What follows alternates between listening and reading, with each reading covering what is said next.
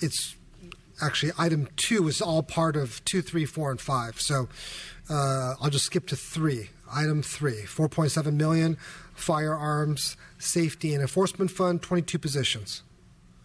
I see 5-0 in the Assembly, 3-0 in the Senate. Item 4, trailer bill language that removes the continuous appropriation and provides fee authority to the Attorney General to support the program. We see 3-2 in the Assembly, 3-2 in the Senate. Item 5, $5 million one-time augmentation and budget bill language establishing a program within DOJ that reimburses local law enforcement agencies that retrieve firearms from prohibited individuals in the Armed Prohibited Persons Program. I see a 5-0 in the Assembly, 3-2 in the Senate. Thank you. Item 6, 20 positions and $3 million for Gambling Control Fund to address backlog of background investigations for card rooms for 3 years. 5-0 in the Assembly, 5-0 in the Senate. Item 7, $10 million for Regional Crime Task Force grants. I see 5-0 in the Assembly, 5-0 in the Senate. Item 8, $5 million for implicit bias training, one time. I see 3-2 in the Senate, 3-2 in the Senate, 5-0 in the Assembly. Great. We are moving on. Issue 43, Emergency Services Program, Governor's Office of Emergency Services. Ms. Costa. Thank you. Issue 43, agenda page number 56. Again, we have a conference compromise. The two portions of this package include $10 million for human trafficking grants at OES, as well as a conference compromise on $21 million and 54.5 positions for the emergency operations and critical support, in addition to some budget bill language specifying $3.5 million is available no sooner than 30 days. We had extensive conversation on the OES package, and this does represent a compromise amongst the parties. Thank you, Ms. Costa. Back to the committee. Questions or comments? We have a motion and a second to approve items 1 and 2 in the compromise. We have a vote 5-0 in the Assembly, 5-0 in the Senate. Thank you. Item 44, military programs, California Military Department. Ms. Costa. Thank you. Again, these are two items that we heard previously. We're on page 57 of the agenda for those following at home.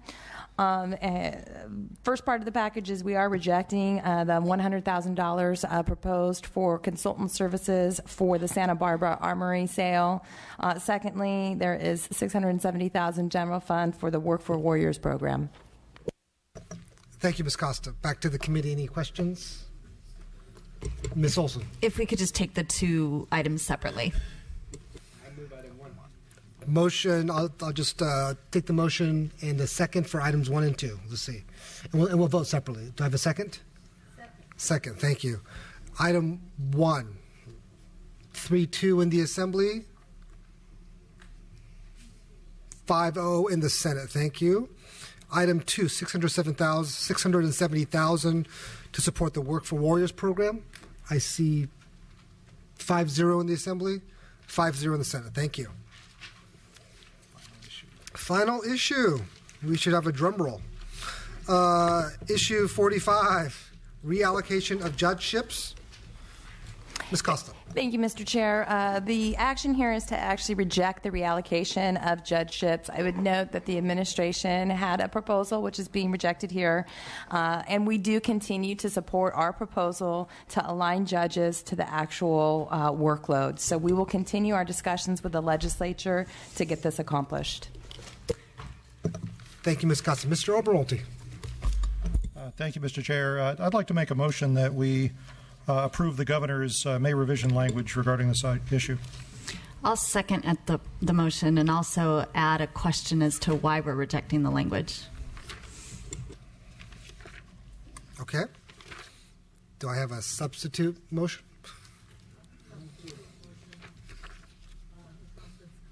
Okay, we have the substitute motion for a conference compromise.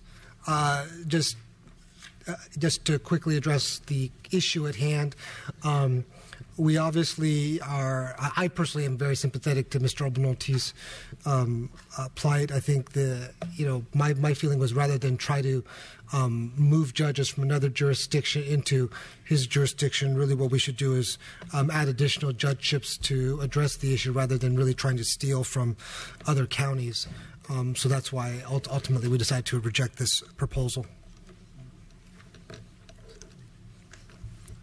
So we have a substitute motion to approve the conference compromise. I'm sorry, Mr. Obenolti. Oh, thank you, Mr. Chair. So if I ever get out of here tonight, I'm going to be speaking in my district tomorrow, and I have to look my constituents in the eye and tell them why their courthouses are closed because they don't have enough judges, when the Judicial Council's workload allocation formula says that we have over-resourced counties, and those counties have vacancies in their judgeships. And I'm sorry, the answer that it's political is just not good enough. And we've tried the solution that you suggested of allocating additional money for additional judgeships. We tried that last year with the Roth bill that I co-authored, and the governor vetoed it. He's been very clear that the solution that he'd like us to follow is to allocate judgeships from the counties that the Judicial Council says are over-resourced. So as you vote on this, please keep in mind that the people that are most impacted by this are the most vulnerable members of our society. They're the people who can't afford to go to court when they have to travel hours away from where they live because they can't afford the time off work or because they can't afford to take 7 hours of driving in their car. I'd submit to you that access to justice is probably one of the most critical aspects that government provides to our citizenry, and we're really failing in the under-resourced counties, which is not just mine, but also Riverside County. So I'm going to keep. I know. I appreciate your sentiment. Appreciate you putting it on here. I'm going to keep trying, but please, as we move forward, we need to solve this problem. Absolutely, Assemblyman Ring. We absolutely. I totally concur with you. And if the situation was reversed, I'd be saying the same thing. Assemblyman Bloom. I'm happy the issue is being raised, but I want to point out that counties throughout the state are under-resourced. I could easily make the same argument for Los Angeles County, where the distances are great between courthouses because courthouses have been closed, and while the time to travel in Mr. Obernolti's county is different because the size of the county. In Los Angeles County, it might be a distance that's half the distance, but traffic slows you down, and it ends up taking just as long. And folks who don't have the resources to sustain themselves are being asked to take days off work, waiting in overcrowded courthouses. As the Assembly's appointee to the Judicial Council, I want to say that the Judicial Council has worked very, very hard over the last few years under the Chief Justice to reformulate the way that it deploys its resources throughout the state, and it's made great progress on that issue. But the fundamental issue that we face with respect to the courts is that they are throughout the state grossly underfunded. And when we talk about counties that are over-resourced, I don't think that paints a very accurate picture. Every county is under-resourced. Some have a little bit more than others do, but that's partly due to the way each individual county also spends its resources. It's a very complicated issue. I am thrilled that we're talking about it here tonight because it's one that needs to be addressed to the benefit of all the counties in the state of California. Thank you, Assemblyman. And just to quickly address, I think one of my colleagues' points from San Bernardino, I don't think it was a political decision. I think what Mr. Bloom reiterated is that courts across the board are completely underfunded in all jurisdictions. I think all of us had numerous visits from each of our judges with very serious issues, complaints about the underfunding. So unfortunately, it's a fiscal issue and something that we will have to continue to grapple with throughout the years. Did we take the vote? Sorry. No, oh, sorry. So we have to take the vote on this issue to endorse the conference compromise. 3-2. 3-2. Okay.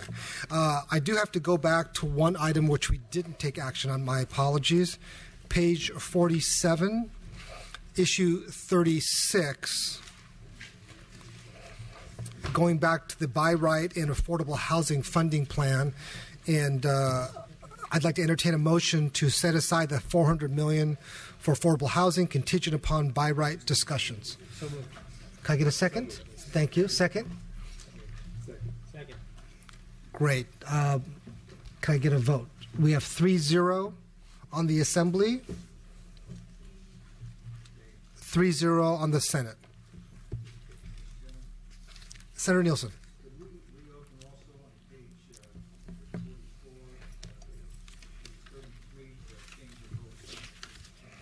I apologize. So, this is issue 33, public utilities. Which number?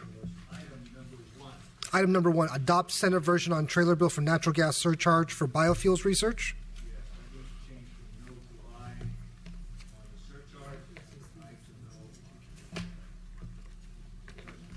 Got it. Okay. So again, in terms of the motion to adopt Senate version on trailer bill for natural gas surcharge for biofuels, I have Nielsen, Bates, Obernolte, Olson going from no to aye. Correct? And on the 211 budget bill language, I have the 4 members going from aye to no. Okay. Thank you. Any other changes? Did we get all the votes recorded properly?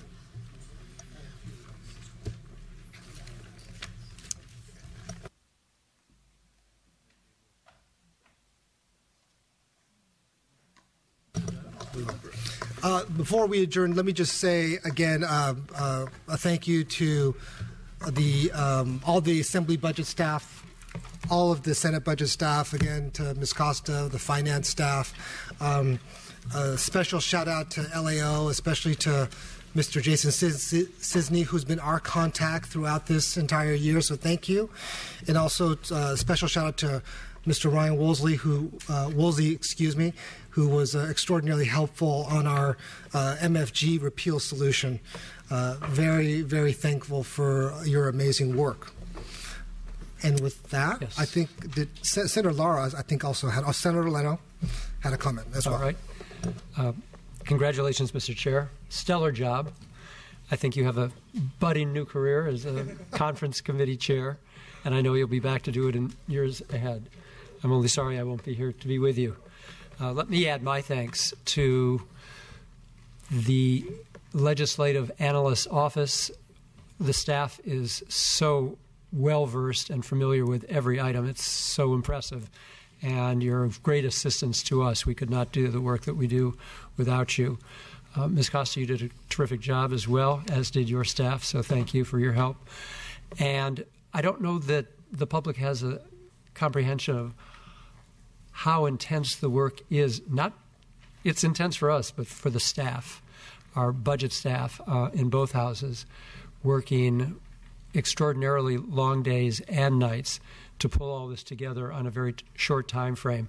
Our deadlines are all self-imposed, so it's a little bit of imposed craziness, but we get the governor's May revision just 4 weeks before the deadline that we have to pass our budget. So in a very short period of time, we have a lot of information to review, decisions to be made, negotiations to be had, common ground to be found, and then get it into print so that the public and our colleagues can all see it, hopefully with at least 72 hours notice so that we can, in an informed fashion, cast our votes by June 15th.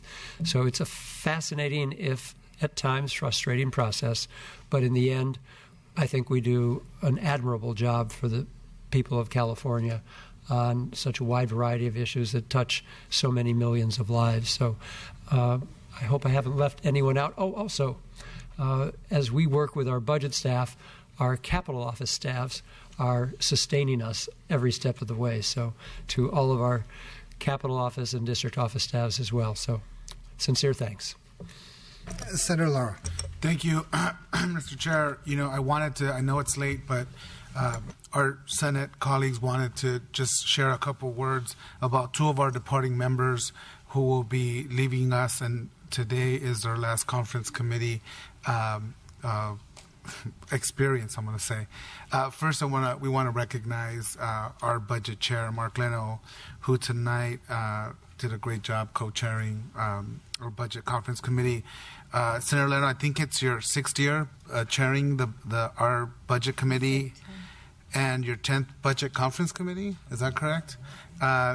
Your leadership has truly lifted us up from an era of draconian cuts and deficits to one where we can target strong investments to our most vulnerable Californians. And so your colleagues in the Senate and, of course, our leadership are very grateful to your leadership over the years, and you're going to be tremendously missed next year during budget conference committee. So we thank you for your tremendous leadership. Thank you, Senator. I'll be watching you on television.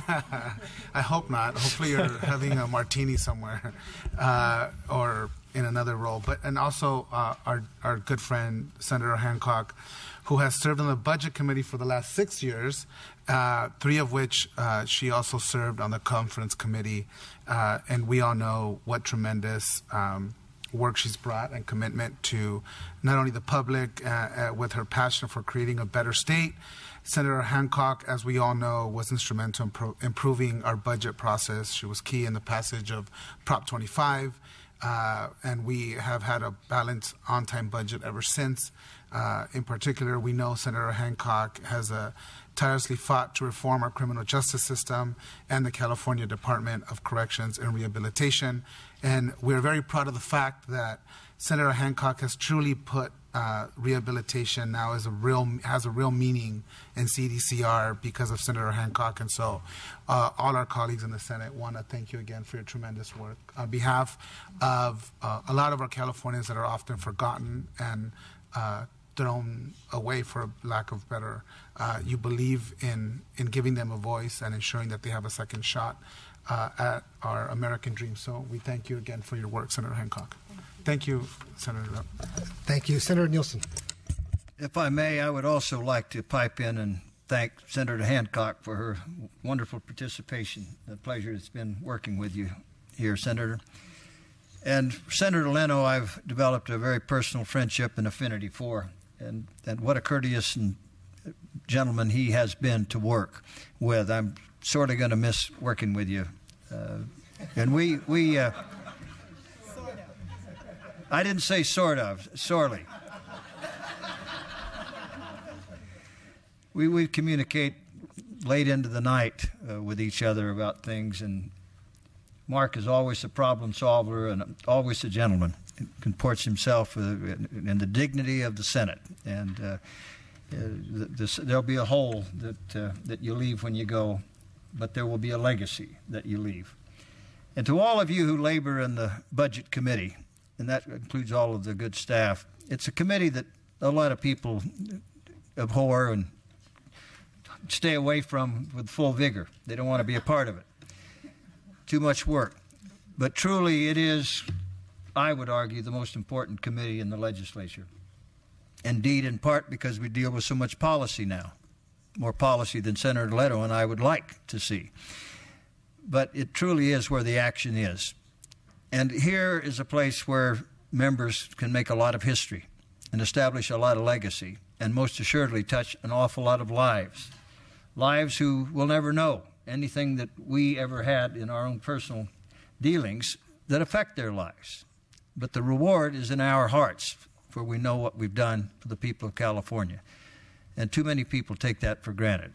And I most assuredly want to say my thanks to all of the administration staff, all the ledge analyst staff, and all of our Democratic and Senate Republican staff and Assembly Republican Democrat staff. I know how many hours they work because we are working with them, and we know that they work even harder than we do. Truly is a labor of love.